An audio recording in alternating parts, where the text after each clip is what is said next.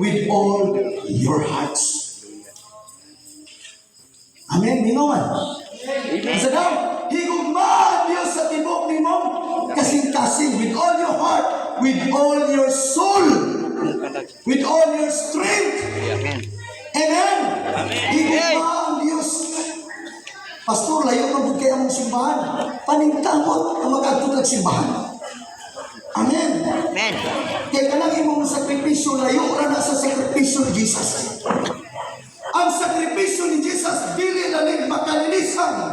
Ginansang siya. Gisakit siya. Gidawat niya ang tanan uban sa dagong pagpailog. Ephesians chapter 2.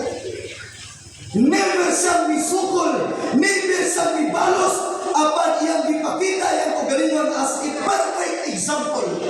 If we talk about humility. Igsoon, ang sakripisyo ni Jesus, dili ikakumpara ni Bizantinsa. Apan ganong gibuhat ni Jesus, kay ikaw iyang giluka. Amen! Amen. Kay ikaw iyang gibayran. Amen. Giluwas ang tanan ni Kristo. 2,000 katuig ang nilabay. Humana si Jesus nagpagamatay. Katong kamatayan walay pipili. Bisan pag-unsa ka nga tribo, unsa ka nga klase nga tao, para tumimo. Amen. Kitang tanan makasasala at tubangan sa Ginoo. Kung atubang na ni Kristo, dili sa mangita sa ngalan sa imong simbahan. Dili sa mangita unsa kanindot ang imong reliyon. Pag matubang ka ni Kristo, ang hukma ni Kristo, ang imong binuhatan dili babaw sa yuta. Ikaduhang Corinthians chapter 5 verse 10. Ang tanan muatubang sa dakong hukmanan ni Kristo. Anong sinapagahukman sumala sa ilang binuhatan, maayo ba o dautan dinhi ibabaw sa yuta. Mangutana ko nimo igsoon. Kumusta ang imong pagkila sa Dios? Kumusta ang imong pakigrelasyon sa Dios? Atong palakpakan ang tulong sa Ginoo. Na adunay mga benepisyo. Nganong importante nga magbaton ka sa pulong sa Ginoo. Una, adunay gahom sa pagluwas. Amen. Amen. Unsa daw? Adunay gahom sa pagluwas. Roma 1:16 sa iyo ni Pablo. Dili ko ikaulaw ang ebanghelyo ni Kristo. Kay kini ang gahom sa Dios sa pagluwas kanila.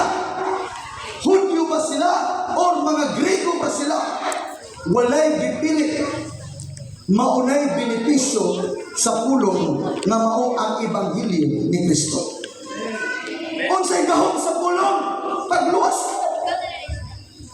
Kabantay mo usay magwali mi sa mani, magwali mi sa asa. Makaingon si Rupan na may mabulagi na sa isuga man kay magwali. Di kay mapugnan makaigsunan. Kay among tinguha ang tao makasabot sa pulong sa Ginoo. Amen. Amen. Amen. Na makasabot ka nga ang kaluwasan pinaagi lamang kang Kristo. Nga ang kaluwasan pinaagi lamang sa ebanghelyo ni Kristo. Amen. Amen. Muna sa imong gamit mo yung mga sound system. Kaya at least kung doon ay mga tao nga way gana mo ato or mo atin din at least makadungog sila silang panimalaya. Amen? Amen. Amen. Kaya ang among motibo o ang among intention na magasig ang tao sa pakigrelasyon sa Ginoo. Amen. Amen. Kaya kung pang-reliyon pa rin among, mupokus kami kung asa ang among simbahan. Amen. Hallelujah. Bisan asa ni mo pagkubali makaigsunan. Luzon, Visayas, Mindanao. Atong palakpakan sa Diyos. Unsa ka tulong, adunay gahom nga mo. Luwas. Unsa may luwason ang imong talam. Amen. Amen. Ang imong spirito. Ang tao magkaigsunan kung wala sa Diyos, patay siya tubangan sa Diyos ang iyang spirito.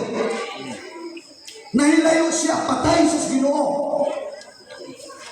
Muna giginanglan imong pulong, aron ma-revive ang imong spirito, kaya ang tinuod nga musimba sa Ginoo dili lang imong lawas.